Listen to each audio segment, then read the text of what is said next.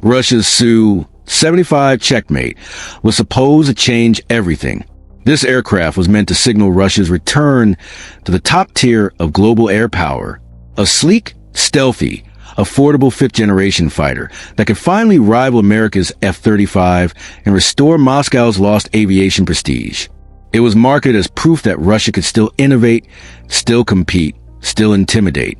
Instead, years later, the Checkmate hasn't flown once.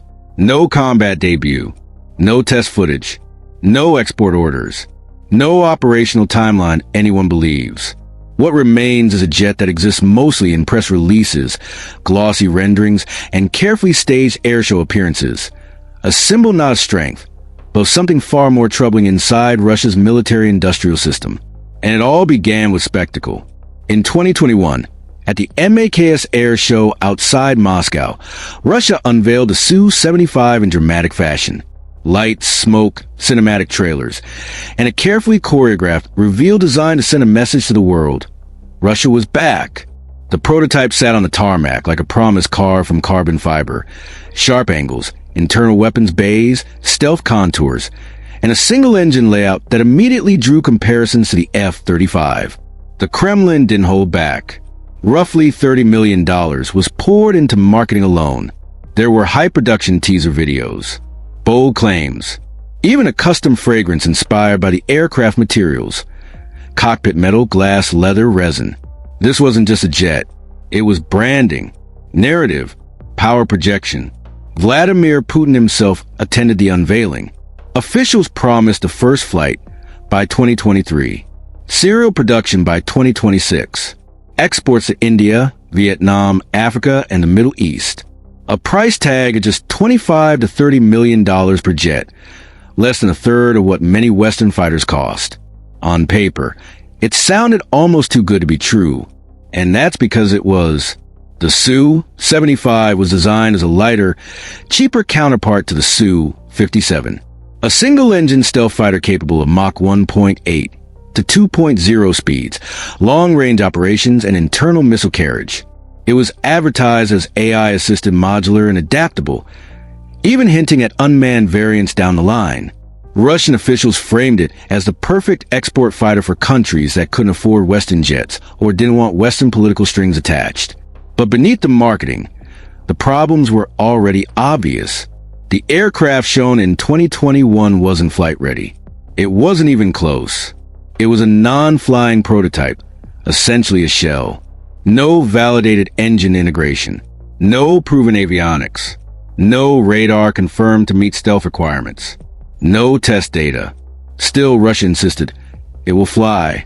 2023 came and went. No flight. Then 2024. Nothing. Then 2025. Still grounded. Timelines quietly slipped. Officials stopped giving dates. Test pilot began invoking God willing instead of engineering milestones. The jet continued appearing at air shows, always static, never airborne. At this point, the Checkmate wasn't competing with the F-35. It was competing with reality.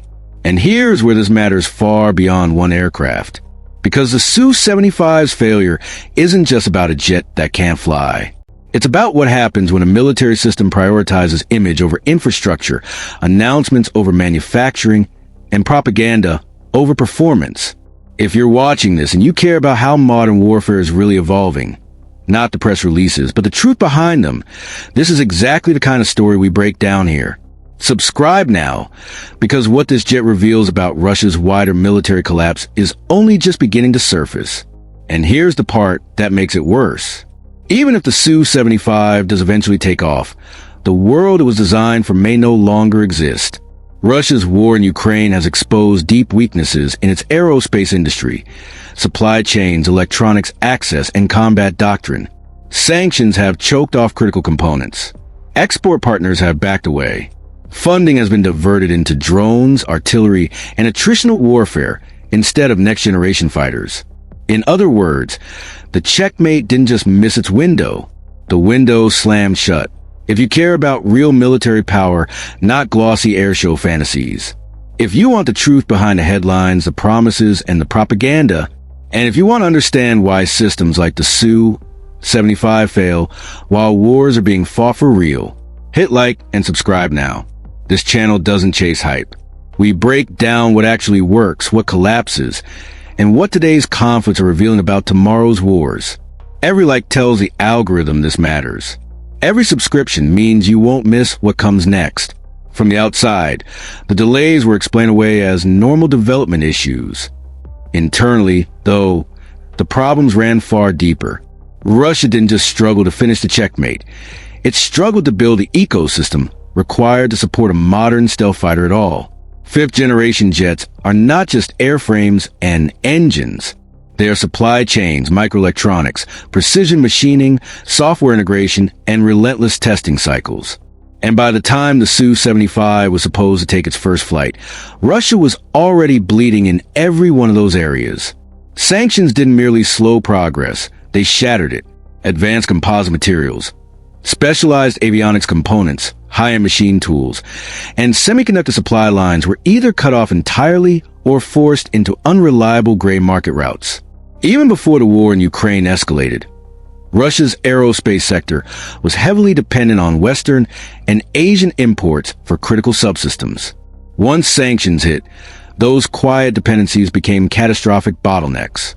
Engineers could design around some shortages, but not all, and certainly not at scale. The engine problem alone tells a story. The Su-75 was meant to rely on the same next-generation power plant intended for upgraded Su-57 variants, an engine that itself has suffered years of delays, performance shortfalls, and production constraints. Without a mature, mass-produced engine, the checkmate could never move beyond a static prototype. A stealth fighter without a reliable engine is not a fighter at all. It's a shell. Then there's avionics. Modern fighters are flying sensor networks, not just jets. Radar, infrared search and track, electronic warfare suites, data fusion software. These are the heart of fifth-generation combat. Russia has struggled for years to match Western capabilities in this domain, and the war only widened the gap. Battlefield losses in Ukraine revealed how vulnerable Russian systems are to jamming, spoofing, and targeting by cheaper, more flexible technologies.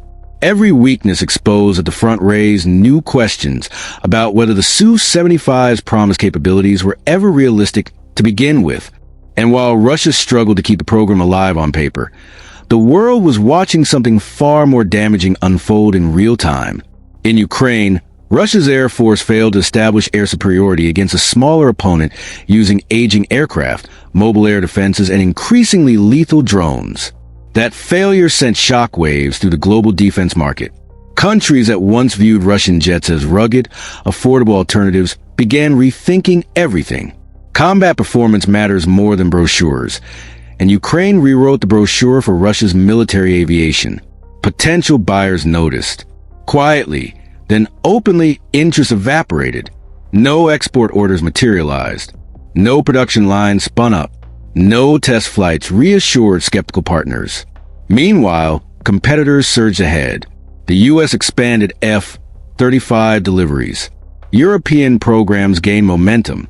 Even countries once aligned with Moscow began hedging toward Western or domestic alternatives. The Su-75 wasn't just late. It was arriving into a market that no longer trusted Russia to deliver. Inside Russia, priorities shifted. The war consumed money, manpower, and political focus.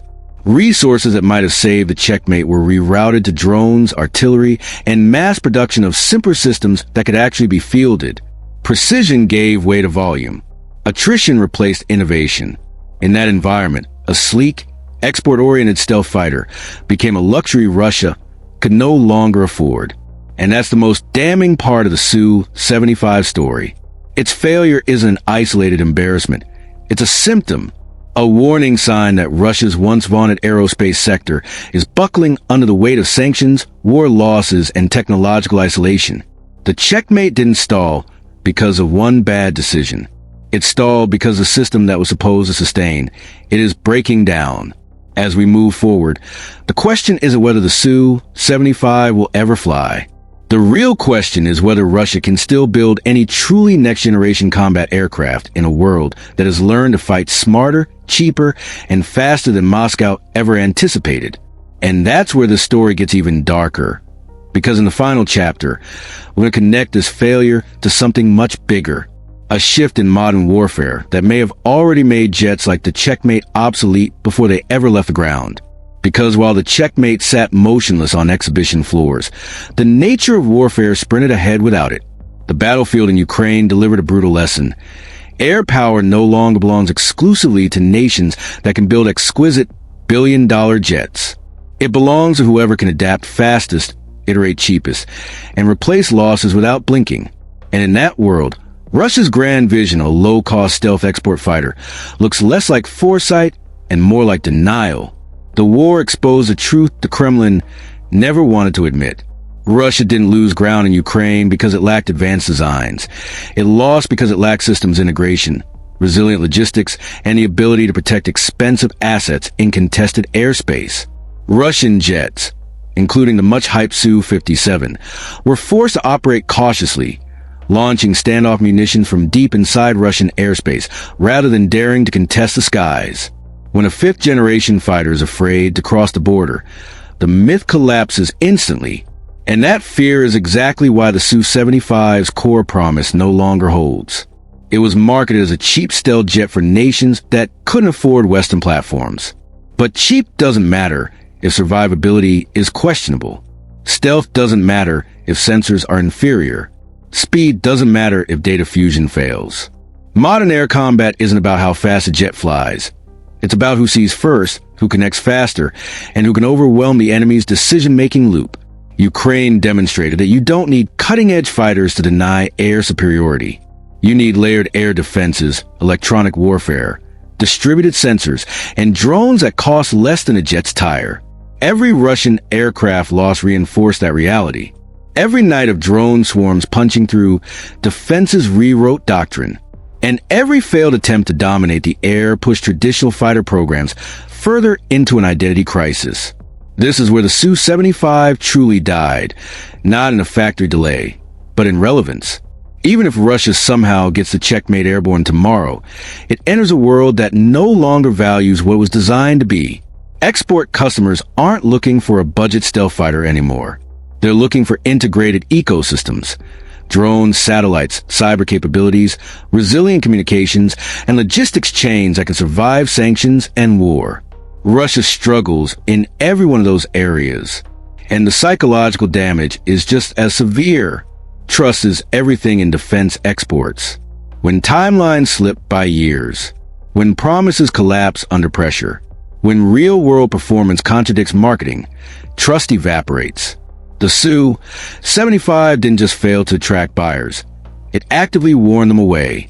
Nations saw a jet that symbolized overconfidence, hollow ambition, and industry stretched beyond its limits. Inside Russia, this has forced an uncomfortable pivot.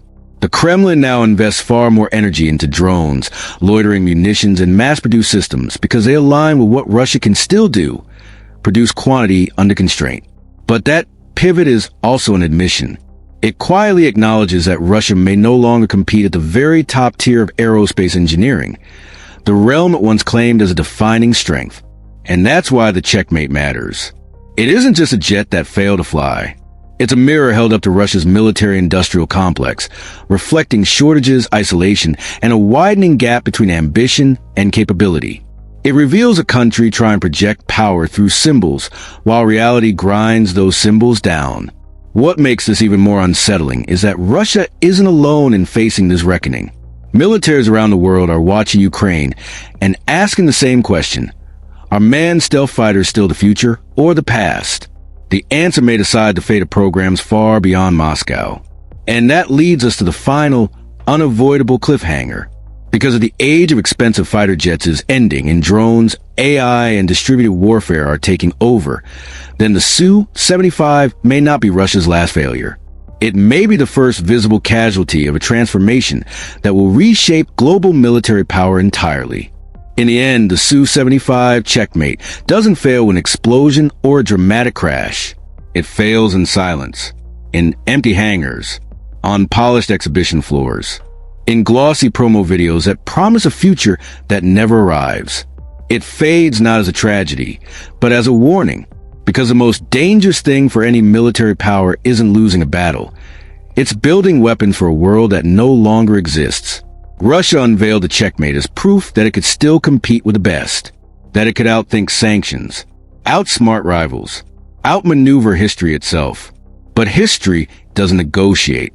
It moves forward relentlessly, and it punishes those who mistake branding for capability. While the Su-75 waited for engines, timelines, funding, and miracles, the skies changed. Warfare changed. Power changed. The battlefield stopped rewarding prestige projects and started rewarding adaptability. Cheap drones replaced priceless jets. Networks replaced dogfights. Algorithms replaced bravado. And nations that once dreamed of buying Russian fighters began quietly shopping elsewhere or building something entirely different. The checkmate was supposed to restore Russia's aviation prestige. Instead, it exposed a brutal truth. You can't shortcut industrial strength, and you can't market your way past reality. What makes this story truly chilling isn't just that the jet may never fly. It's that Russia built it believing it still had time.